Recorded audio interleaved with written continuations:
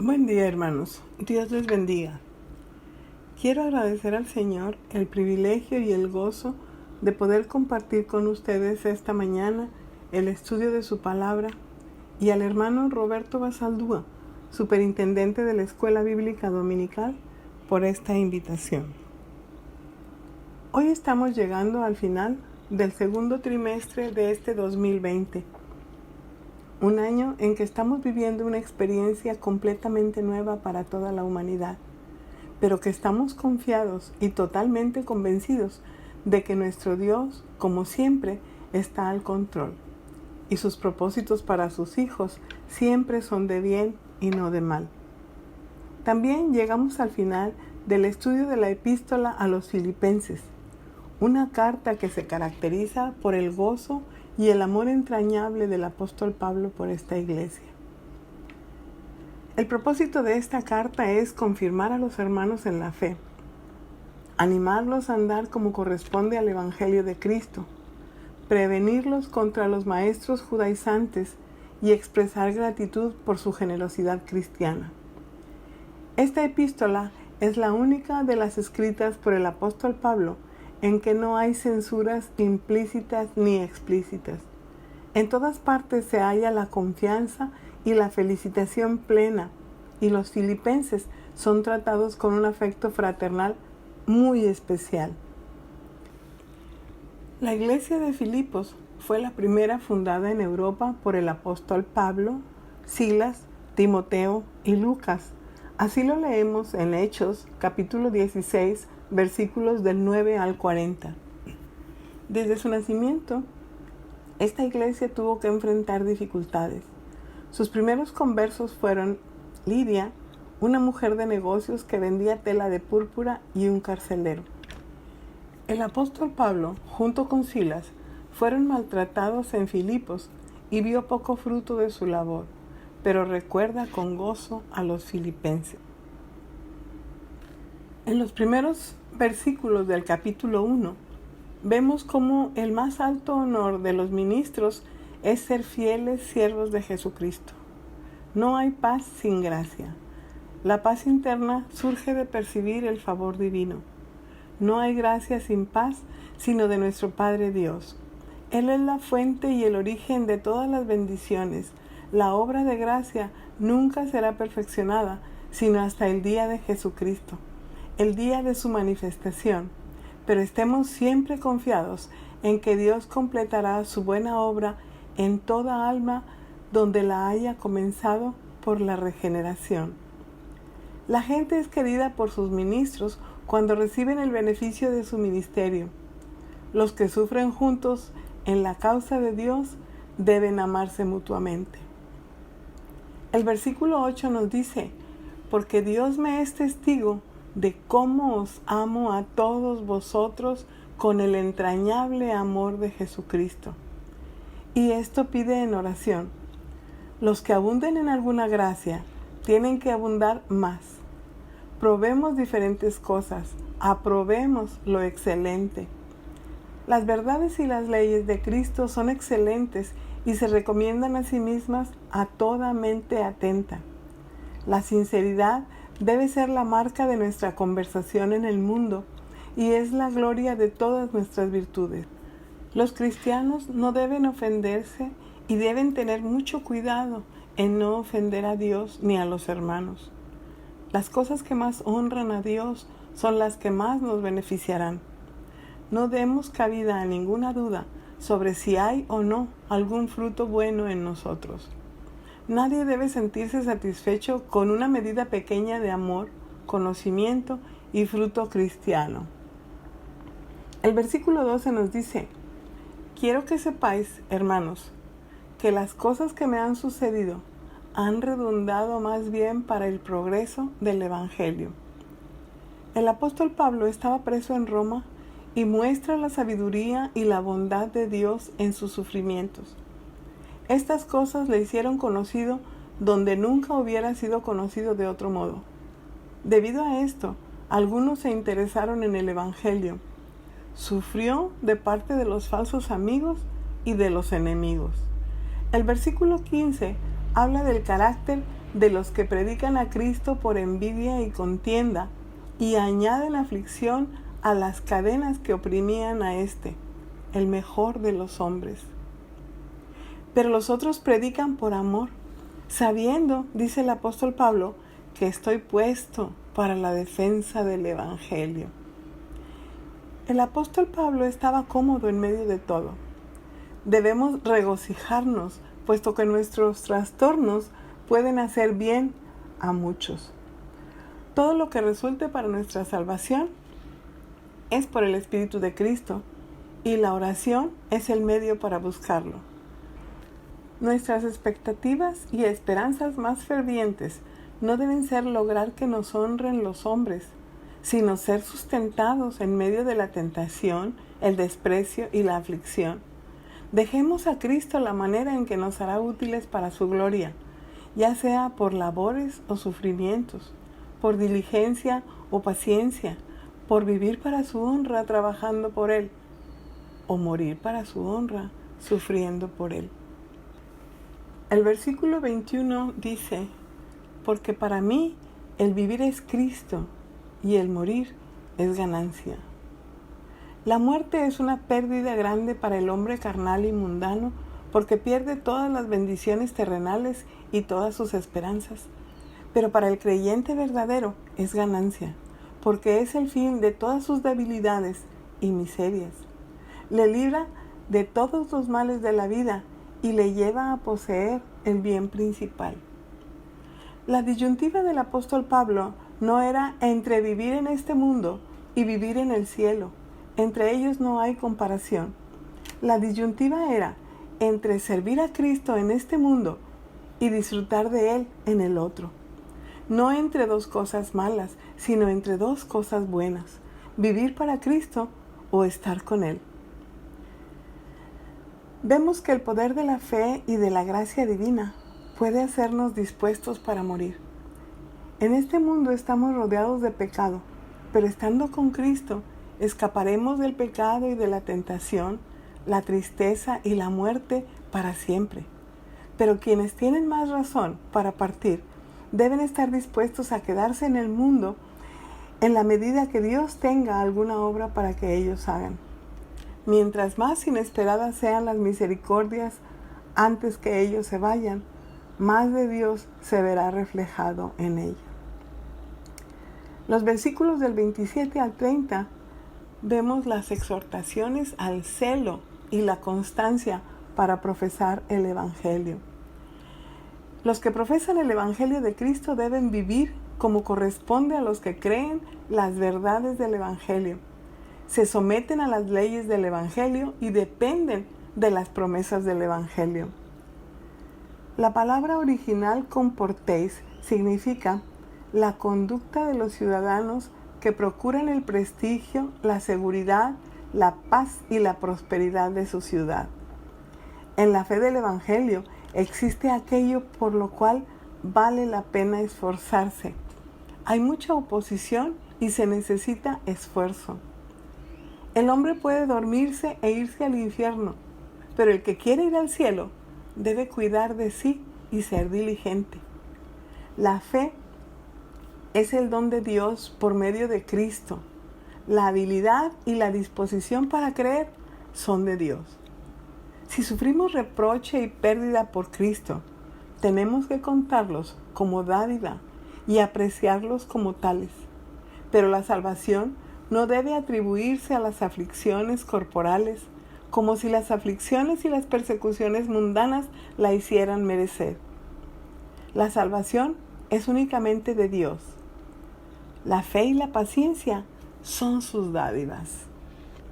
En el capítulo 2 encontramos otras exhortaciones a los deberes cristianos, a la unanimidad y a la humildad conforme al ejemplo del Señor Jesús. La bondad es la ley del reino de Cristo, es la lección de su escuela, es el uniforme de su familia. Se mencionan diversos motivos para el amor fraternal. Si esperáis o experimentáis el beneficio de las compasiones de Dios para sí mismo, sed compasivos unos con otros. Es el gozo de los ministros ver la unanimidad en su congregación. Cristo vino a hacernos humildes para que no haya entre nosotros espíritu de orgullo. Debemos ser severos con nuestras propias faltas y rápidos para observar nuestros defectos, pero estar dispuestos para favorecer con concesiones al prójimo. Debemos cuidar bondadosamente a los demás y no meternos en asuntos ajenos. No se puede disfrutar de paz interior ni exterior sin humildad. Cristo siempre predicó con el ejemplo. Debemos parecernos a Él en su vida, si deseamos el beneficio de su muerte. Fijémonos en las dos naturalezas de Cristo, su naturaleza divina y la humana. Siendo en la forma de Dios, participó de la naturaleza divina, como el eterno Hijo unigénito de Dios. En el principio era el Verbo, y el Verbo era con Dios, y el Verbo era Dios. Nos dice Juan 1:1. Y no estimó que fuera usurpación ser igual a Dios y recibir la adoración de los hombres que corresponde a la divinidad. Su naturaleza humana. En ella se hizo como nosotros en todo, excepto el pecado. Así, humillado por su propia voluntad, descendió de la gloria que tenía con el Padre desde antes que el mundo fuese. Se comentan los dos estados de Cristo, el de humillación y el de exaltación. Cristo no solo asumió la semejanza y el estilo o forma de hombre, sino el de uno de estado humilde. No se manifestó con esplendor. Toda su vida fue una vida de pobreza y sufrimientos, pero el paso más bajo fue morir la muerte de cruz, la muerte de un malhechor y de un esclavo, expuesto al odio y burla del público. La exaltación fue de la naturaleza humana de Cristo en unión con la divina. Todos deben rendir homenaje solemne al nombre de Jesús, no solo al sonido de la palabra, sino a la autoridad de Jesús. Confesar que Jesucristo es el Señor es para la gloria de Dios Padre, porque es su voluntad, para que todos honren al Hijo como honran al Padre. El que no honra al Hijo, no honra al Padre que lo envió. Juan 5:23. Debemos ser diligentes en el uso de todos los medios que llevan a nuestra salvación, perseverando en ellos hasta el fin, con mucho cuidado, no sea que con todas nuestras ventajas no lleguemos. Ocupaos en vuestra salvación, nos dice, con temor y temblor, porque es Dios quien obra en vosotros. La diligencia en los asuntos de la salvación y ser ejemplo para el mundo nos anima a hacer lo más que podamos, porque nuestro trabajo no será en vano. Aún debemos depender de la gracia de Dios. La obra de la gracia de Dios en nosotros es vivificar y comprometer nuestros esfuerzos. La buena voluntad de Dios para nosotros es la causa de su buena obra en nosotros. El versículo 14 dice: haced todo sin murmuraciones y contiendas. Esto es, cumplirlo sin atribuirle defectos, preocupándonos de nuestro trabajo y sin hacerlo motivo de contienda. Seamos apacibles, no dando ocasión de ofensa. Los hijos de Dios debemos distinguirnos de los hijos de los hombres. Mientras más perversos sean los otros, más cuidadosos debemos ser nosotros para mantenernos sin culpa e inocentes. La doctrina y el ejemplo coherente de los creyentes iluminará a otros y dirigirá su camino a Cristo y a la piedad, así como la luz del faro advierte a los marinos que eviten los escollos y dirige su rumbo a puerto. Tratemos de brillar así. El Evangelio es la palabra de vida. Nos da a conocer la vida eterna por medio de Jesucristo. No he corrido en vano, dice el apóstol. Correr significa fervor y vigor. Ni en vano he trabajado. Esto es esfuerzo, constancia y aplicación. La voluntad de Dios es que los creyentes estén con mucho regocijo y los que estén tan felices por tener buenos ministros tienen mucha razón para regocijarse con ellos. Los versículos del 19 al 30 nos hablan del propósito del apóstol Pablo de visitar Filipos. Debe ser gran gozo cuando nuestro deber se nos hace tan natural, con corazón dispuesto y puntos de vista rectos. Nuestra tendencia, por lo regular, es preferir nuestro propio mérito, comodidad y seguridad, antes que la verdad, la santidad y el deber. Pero Timoteo no era así. Pablo deseaba libertad, no para darse placeres, sino para hacer el bien. Epafrodito estaba dispuesto a ir donde los filipenses para ser consolado con los que se habían condolido con él cuando estuvo enfermo. El versículo 27 dice: pues en verdad estuvo a punto de morir, pero Dios tuvo misericordia de él, y no solamente de él, sino también de mí, para que yo no tuviese tristeza sobre tristeza. El apóstol Pablo les pide que le amen más por esa razón. Es doblemente agradable que Dios restaure nuestras misericordias después del gran peligro de perderlas, y esto debería hacerlas mucho más valiosas. Lo dado en respuesta a la oración debe recibirse con gratitud y gran gozo. Este capítulo 3 inicia: por lo demás, hermanos, gozaos en el Señor. A mí no me es molesto escribirlos las mismas cosas, y para vosotros es seguro. Los cristianos sinceros se regocijan en Cristo Jesús. Y aquí la advertencia: guardaos de los perros, de los malos obreros, de los mutiladores del cuerpo. El profeta Isaías trata de perros mudos a los falsos profetas. Dice en el capítulo 56, 10, sus atalayas son ciegos, todos ellos ignorantes, todos ellos perros mudos. No pueden ladrar, soñolientos, echados, aman dormir. A lo cual parece referirse el apóstol: perros por su malicia contra los fieles profesantes del Evangelio de Cristo, que les ladran y los muerden. Imponen las obras humanas oponiéndose a la fe de Cristo. Pero Pablo los llama hacedores de iniquidad. Los trata de mutiladores, porque rasgan la iglesia de Cristo y la despedazan. La obra de la religión no tiene propósito alguno si el corazón no está en ella. Debemos adorar a Dios con la fuerza y la gracia del Espíritu Divino. Ellos se regocijan en Cristo Jesús, no solo en el deleite y cumplimiento externo. Nunca nos resguardaremos lo suficiente de quienes se oponen a la doctrina de la salvación gratuita o abusan de ella. Para gloriarse y confiar en la carne, el apóstol Pablo hubiera tenido muchos motivos como cualquier hombre. Pero las cosas que consideró ganancia mientras era fariseo, y las había reconocido, las consideró como pérdida por Cristo. El apóstol no les pedía que hicieran algo fuera de lo que él mismo hacía, ni que se aventuraran en algo, sino en aquello en lo cual él mismo arriesgó su alma. Él considera que todas estas cosas no eran sino pérdida comparadas con el conocimiento de Cristo, por fe en su persona y salvación.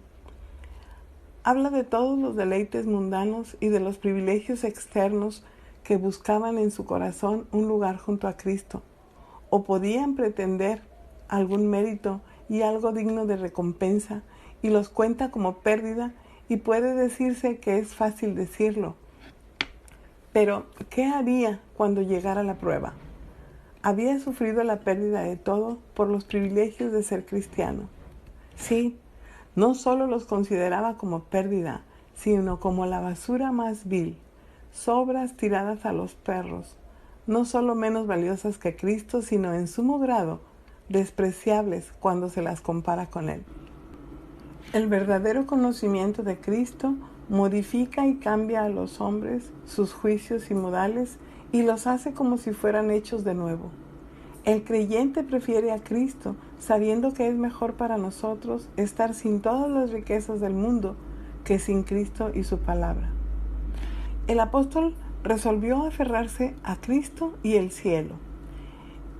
Estamos perdidos sin justicia con la cual comparecer ante Dios, porque somos culpables. Hay una justicia provista para nosotros en Jesucristo, la justicia completa y perfecta. Nadie puede tener el beneficio de ella si confía en sí mismo. La fe es el medio establecido para solicitar el beneficio de la salvación. Es por fe en la sangre de Cristo. Somos hechos conforme a la muerte de Cristo cuando morimos al pecado, como Él murió por el pecado. Y el mundo nos es crucificado como nosotros al mundo por la cruz de Cristo. El apóstol está dispuesto a hacer o sufrir cualquier cosa para alcanzar la gloriosa resurrección de los santos. Esta esperanza y perspectiva lo hacen pasar por todas las dificultades de su obra. No espera lograrlo por su mérito ni su justicia propia, sino por el mérito y la justicia de Jesucristo. En los versículos del 12 al 21, el apóstol expresa su ferviente deseo de ser hallado en Cristo. Además, sigue adelante a la perfección y recomienda su propio ejemplo a otros creyentes.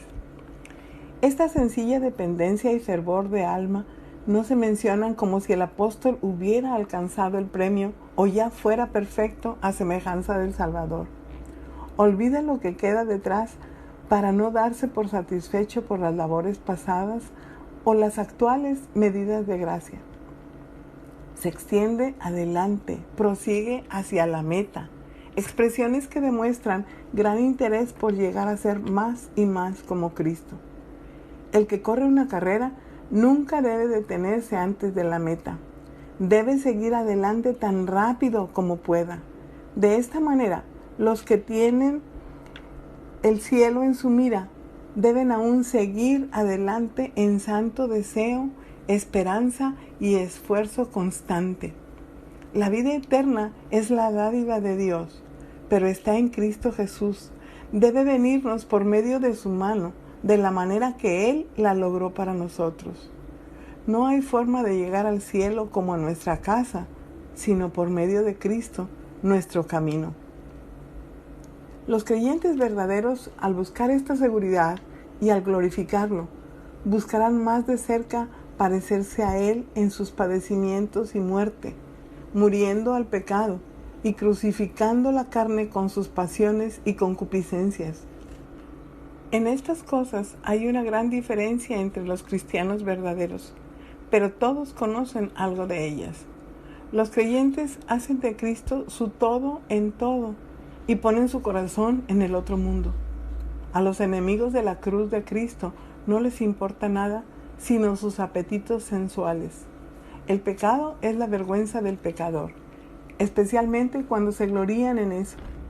El camino de los que se ocupan de las cosas terrenales puede parecer agradable, pero la muerte y el infierno están al final. Si elegimos el camino de ellos, compartiremos su final. La vida del cristiano está en el cielo, donde está su cabeza y su hogar, y donde espera estar dentro de poco tiempo. Pone sus afectos en las cosas de arriba, y donde esté su corazón, ahí estará su tesoro. Hay gloria reservada para los cuerpos de los santos, gloria que se hará presente en la resurrección. Entonces el cuerpo será hecho glorioso, no solo resucitado a la vida, sino resucitado para mayor ventaja. Estemos siempre preparados para la llegada de nuestro juez, esperando tener nuestros cuerpos viles cambiados por su poder y recurriendo diariamente a Él para que haga una nueva creación de nuestras almas para la piedad, para que nos libre de nuestros enemigos y que emplee nuestro cuerpo y nuestra alma como instrumento de justicia a su servicio. El primer versículo del capítulo 4 dice así: Así que, hermanos míos, amados y deseados, gozo y corona mía, estad firmes en el Señor, amados. La esperanza y la perspectiva creyente de la vida eterna deben afirmarnos y hacernos constantes en nuestra carrera cristiana. Hay diferencia de dones y gracias, pero estando renovados por el mismo Espíritu, somos hermanos. Estar firmes en el Señor es afirmarse en su fuerza y por su gracia. En los versículos del 2 al 9 da instrucciones a algunos y a todos en general. Esta carta a los filipenses también es para nosotros. Las exhortaciones, las amonestaciones, las instrucciones, las peticiones, la invitación al gozo y al regocijo en el Señor y también el amor expresado. Los creyentes sean unánimes, en un mismo sentir y estén dispuestos a ayudarse mutuamente. Como el apóstol Pablo había hallado el beneficio de la asistencia de ellos, sabía cuán consolador sería para sus colaboradores tener la ayuda de otros. El gozo en Dios es de gran importancia en la vida cristiana. El versículo 4 dice: regocijaos en el Señor siempre. Otra vez digo, regocijaos. Es necesario llamar continuamente a ello a los cristianos. El gozo supera ampliamente todas las causas de pesar. Los enemigos deben darse cuenta de lo moderado que eran en cuanto a las cosas externas y con cuánta moderación sufrían las pérdidas y las dificultades. El día del juicio llegará pronto, con la plena redención de los creyentes y la destrucción de los impíos. Es nuestro deber mostrar cuidadosa diligencia en armonía con una sabia previsión y con la debida preocupación. Pero hay un afanarse de temor y desconfianza que es pecado y necedad, y solo confunde y distrae la mente. Como remedio contra la preocupación que confunde, se recomienda la constancia en la oración. No solo los tiempos establecidos de oración, sino constancia en todo por medio de la oración. Debemos unir la acción de gracias con las oraciones y las súplicas, no solo buscar provisiones de lo bueno, sino reconocer las misericordias que recibimos. Dios no necesita que le digamos nuestras necesidades o deseos porque los conoce mejor que nosotros mismos, pero quiere que le demostremos que valoramos su misericordia y que sentimos que dependemos de Él. La paz con Dios, esa sensación consoladora de estar reconciliados con Dios y de tener parte de su favor, y la esperanza de la bendición celestial, son un bien mucho más grande de lo que puede expresarse con plenitud. Esta paz mantendrá nuestros corazones y mentes en Jesucristo. Nos impedirá pecar cuando estemos sometidos a tribulaciones y de hundirnos debajo de ellas. Nos mantendrá calmados y con una satisfacción interior. Los creyentes tienen que conseguir y mantener un buen nombre, un nombre para todas las cosas con Dios y los hombres buenos. Debemos recorrer los caminos de la virtud y permanecer en ellos. Entonces, ya sea que nuestra alabanza sea o no de los hombres, será de Dios. El apóstol Pablo es un ejemplo. Su doctrina armonizaba con su vida. La manera de tener al Dios de paz con nosotros es mantenernos dedicados a nuestro deber. Todos nuestros privilegios y la salvación proceden de la misericordia gratuita de Dios, pero el goce de ellos depende de nuestra conducta santa y sincera. Estas son obras de Dios pertenecientes a Dios y a Él solo se deben atribuir y a nadie más, ni hombres, ni palabras, ni obras. En los versículos del 10 al 19, el apóstol Pablo expresa contentamiento en toda situación de la vida. Buena obra es socorrer y ayudar a un buen ministro en dificultades. La naturaleza de la verdadera simpatía cristiana no es tan solo sentirse preocupados por nuestros amigos en sus problemas, sino hacer lo que podamos para ayudarlos. El apóstol solía estar en cadenas, prisiones y necesidades, pero en todo aprendió a estar contento, a llevar su mente a ese estado y a aprovechar el máximo de eso. El orgullo, la incredulidad, el vano insistir en algo que no tenemos y el descontento variable por las cosas presentes hace que los hombres estén disgustados aún en circunstancias favorables. Oremos por una sumisión paciente y por esperanza cuando estemos aplastados, y por humildad y una mente celestial cuando estemos jubilosos. Es gracia especial tener siempre un temperamento mental sereno. Cuando estemos humillados, no perdamos nuestro consuelo en Dios ni desconfiemos de su providencia, ni tomemos un camino malo para nuestra satisfacción. En estado próspero, no seamos orgullosos, ni nos sintamos seguros ni mundanos. Esta es una lección mucho más difícil que la otra, porque las tentaciones de la plenitud y de la prosperidad son más que las de la aflicción y la necesidad. El apóstol Pablo no tenía la intención de moverlos a dar más, sino exhortarlos a una bondad que tendrá una recompensa gloriosa en el más allá. Por medio de Cristo tenemos la gracia para hacer lo que es bueno, y por medio de Él hemos de esperar la recompensa. Como tenemos todas las cosas por Él, hagamos todas las cosas por Él y para su gloria. El apóstol Pablo termina esta carta con alabanzas para Dios.